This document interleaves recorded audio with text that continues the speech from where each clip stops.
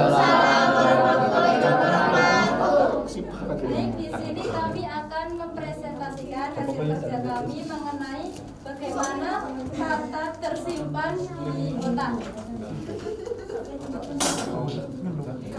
Sehingga pertama di sini bagian-bagian otak yang terlibat itu ada 4. Yang pertama adalah lobus frontal, yang kedua adalah lobus parietal, yang ketiga lobus temporal, dan lobus occipital. Nah, yang pertama lobus frontal itu berperan penting dalam produksi bahasa. Dalamnya itu terdapat broca, gloka, area yang berfungsi untuk mengatur kemampuan berbicara, termasuk dalam pembentukan kata dan penyusunan kalimat.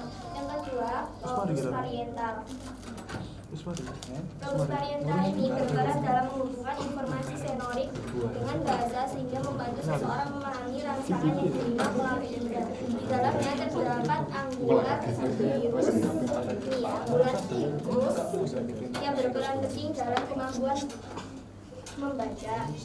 Yang ketiga ada lobus temporal. Lobus temporal itu berperan penting dalam pemahaman bahasa serta penyimpanan makna kata. Bagian ini juga berkaitan dengan proses asosiasi konsep, yaitu kemampuan menghubungkan kata dengan makna. Dan yang terakhir ada lobus occipital. Lobus occipital berperan dalam pemrosesan visual seperti mengenali dan membaca tulisan. Sementara itu cerebellum ini, otak kecil ini berfungsi untuk membantu koordinasi gerakan tubuh termasuk dalam pelajaran dan kecepatan saat berbicara. Baik, selanjutnya yaitu area penting di dalam pemrosesan bahasa. Ada 2 area penting, yaitu area Wernicke sama area Broca. Jadi pertama, proses bahasa itu terjadi ketika kita mendengar suatu kata, itu kata-kata itu masuk melalui indera pendengaran yaitu telinga, lalu diproses di area Wernicke di sini, sehingga kita itu jadi paham makna kata itu seperti apa, kita jadi paham, lalu diteruskan ke lobus temporal di sini, itu mengaitkan kata yang kita dengar itu dengan sesuatu.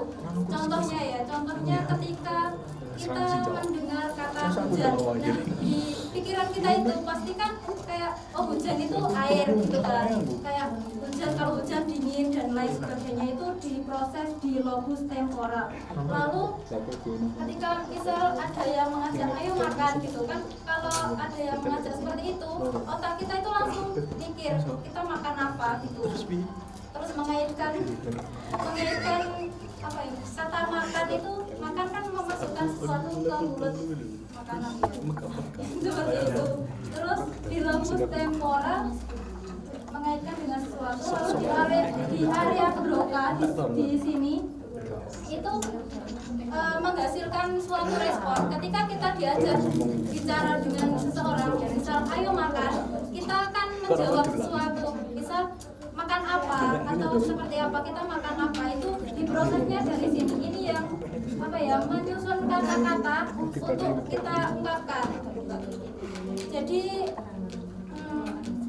proses terjadinya bahasa itu mulai dari mendengarkan, lalu kita memahami apa yang disampaikan seperti itu. Misal kayak kalau kita nggak paham kan ya kita nggak bisa kayak seperti ini ya, misal kalian mendengarkan tapi kalau tidak paham, nanti kalau disuruh memberikan pertanyaan pasti kita kayak kebingungan, seperti saya tadi juga seperti itu.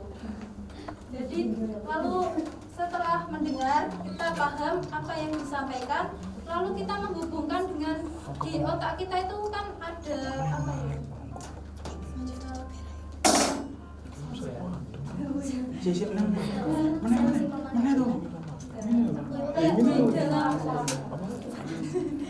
Di dalam otak kita kan sudah tersusun kayak kata-kata seperti tadi saya bilang makan. Nah, makan itu kan di dalam otak kita sudah makan itu banyak sekali makanan. Kalau terus kita merasa lapar dan lain sebagainya. Akhirnya di area Broca ini nanti kita bisa menghasilkan kata-kata untuk disampaikan lagi. Misal ditanya ayo makan, nanti ayo jawab ayo gitu, kayak Terus di sini juga menjelaskan tentang memori, jenis memori. Di dalam otak kita terdapat dua memori, yaitu memori kerja dan juga memori jangka panjang. Nah, memori kerja itu seperti kita contoh singkatnya kalau didikte oleh dosen. Nah, itu kan kita mengingat-ingat apa yang dibicarakan. Nah, setelah itu kalau memori jangka panjang berarti memori yang dari desa bisa tersimpan.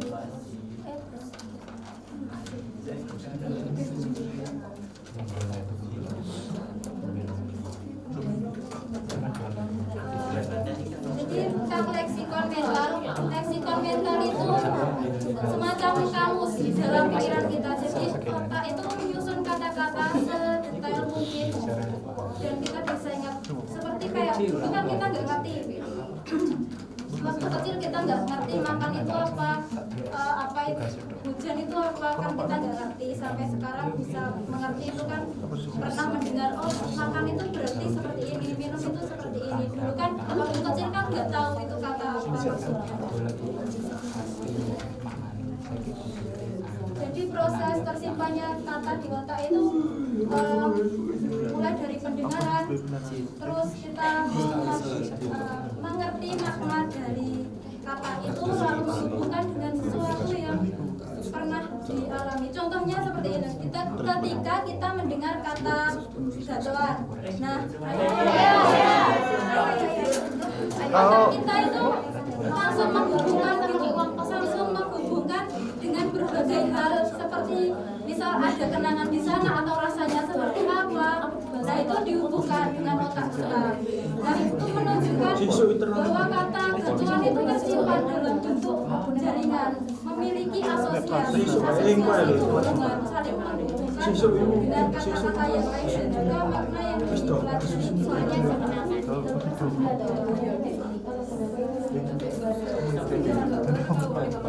Oke, kesimpulannya yaitu proses bahasa di otak melibatkan banyak jaringan yang saling bekerja sama, mulai dari memahami sampai menghasilkan kata.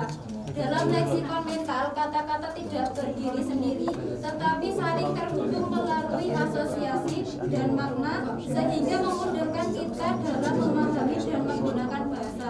Jika terjadi gangguan, biasanya kita akan terbata-bata ketika berbicara atau gagal. Terima kasih. Mungkin ada yang bisa ditanyakan? Tidak ada? Rojak mau tanya. Oke, silakan. Rojak. Kan bagaimana tak tersimpan kata tersimpan di otak.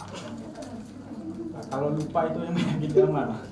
Kan pikun itu. Misalnya kan ada penyakit orang yang baru nggak amnesia, orangnya itu normal tapi terkadang itu hidup lali.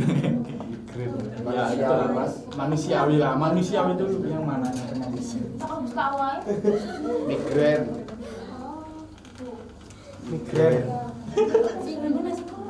Omega.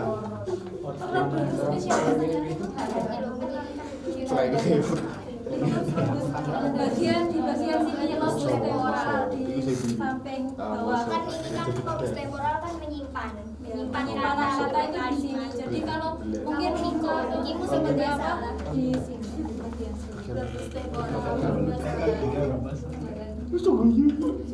Sudah ada lagi? Tidak ada. Baik, cukup. Terima kasih. Saya akhiri.